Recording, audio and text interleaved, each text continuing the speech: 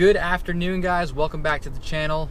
Good to see all your smiling faces. Today we're going to go over the Honda Sensing Suite and how that works. I'm in a new 2018 Honda CR-V. This one's an EXL, but we're going to go over how all of it works. I'm going to show you my point of view so you can see what the steering wheel does when you take your hands off and how it takes control, which is pretty neat. But first, we're going to get some coffee because that's the most important part of the day. Oh, it's so good. Okay, back to the Honda Sensing. There are several features on the new Honda Sensing Suite, which is standard on some of the models, optional on some of the other ones. But you have collision mitigation, lane keep assist, road departure mitigation. Let's see, you have blind spot indicators, which isn't part of the Honda Sensing package, but I think it should be. You get that on some of the higher end models and the Accords, the CR-Vs. You're also going to have low speed follow in some of the Honda models, meaning if I'm in adaptive cruise control and I have my cruise set, if traffic comes to a complete stop, my car will also come to a complete stop, and then it'll pick up again and follow with traffic. So that's not on all the models, but that is on most of them. It's not on the heavier models for obvious reasons.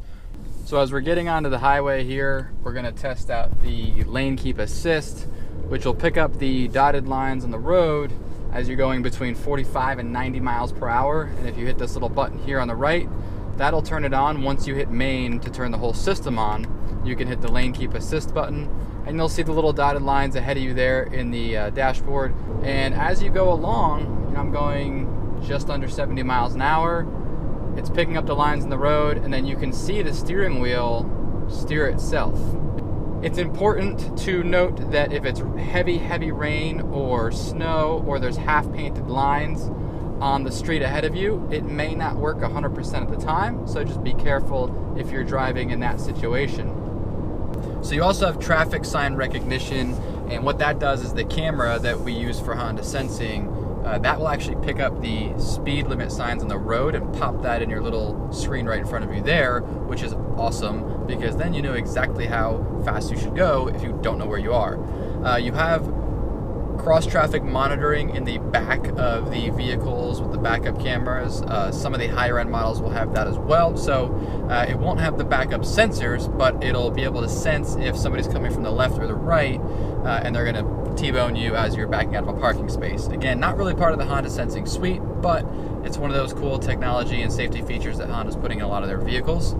So that's pretty cool too.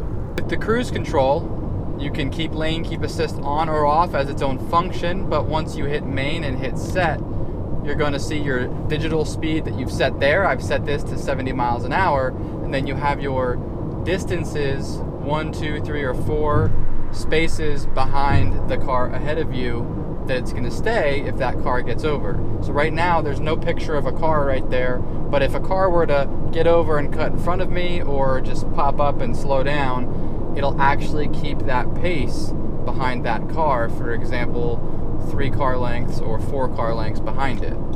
So as we're sitting in a little bit of traffic here, I figured I'll go over some of the other features that you have as part of the Honda Sensing Suite on all of the newer Hondas. So not only do you have the adaptive cruise control and the lane keep assist, which are the two, I think the two best features, but you're gonna have the road departure mitigation over here, and that's just a button over here, and it'll light up green. I'll give you a closer look when that's on, and there won't be anything lit up when it's off, and it'll tell you right in the screen there.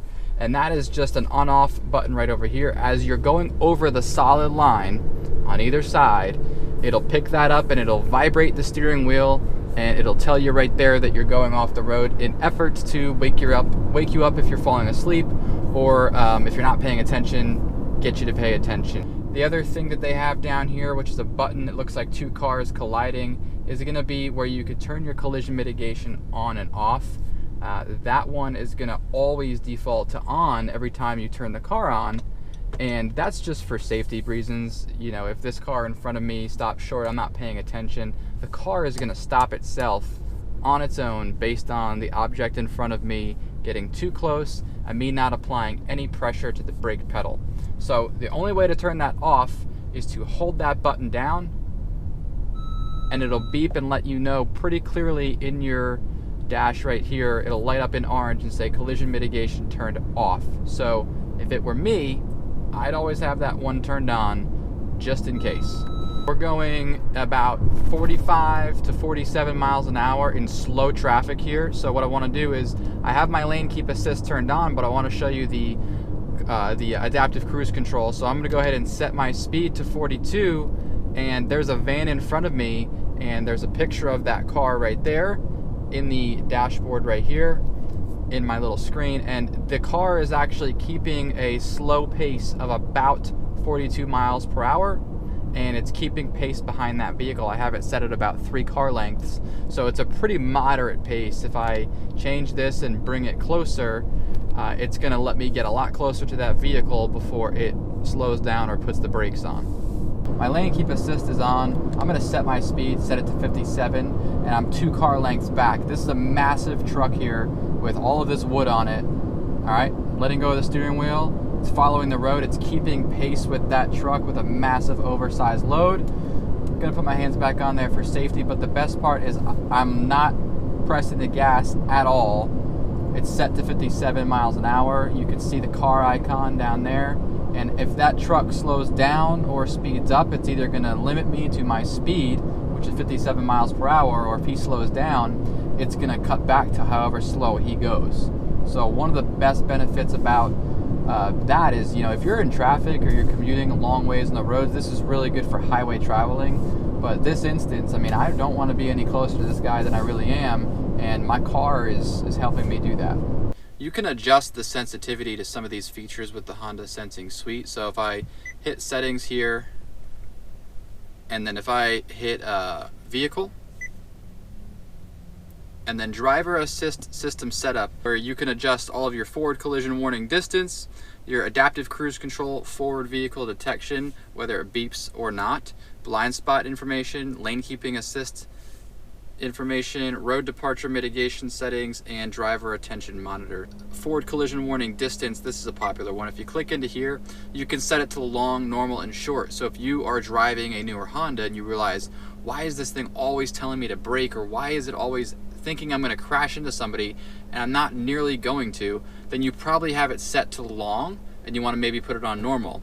Alright, so I hope you guys enjoyed this video on the Honda Sensing Suite and all the newer Hondas. Let me know what you think in the comments down below. What's your experience with Honda Sensing? I want to know if you have a new Honda that has it, if you like it, if you hate it, if it works, if it doesn't work. I'd love to hear that. And check out my other previous videos on how the Econ button works, how the Sport mode works. I have all of the Apple CarPlay, Waze, Google Map updates in a video as well, so you can check that out. Would love your feedback and what you think about those as well. If you're new to the channel, make sure you hit that like button and hit the subscribe button as well. It's always greatly appreciated, and we'll see you guys on the next video.